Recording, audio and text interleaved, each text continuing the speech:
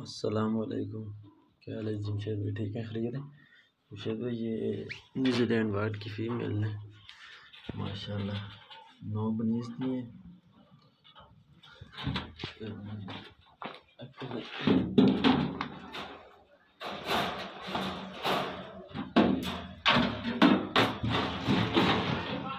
और ये मेल और ये फीमेल है एक माशाल्लाह।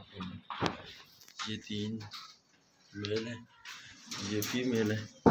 इसने माशाल्लाह पहले आपको मैंने एक्टिव कराए थे, इसने 5 कराए हुए। ये पहले भी मैंने आपको कराए 5 ही हैं।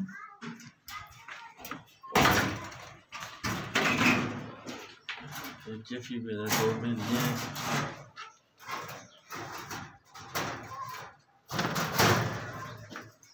और एक मेल ये है, एक फीमेल ये है, एक मेल ये है। ये फीमेल इसके साथ 3 मरीज पहले वाले, और एक ये फीमेल है। ये भी 10 दिनों में क्रॉस हुई है या 12 दिन हो गए होंगे। और ये जो है ये भी क्रॉस हुई है। और ये 2 फीमेल है। ये माशाल्लाह सेटअप है मेरा।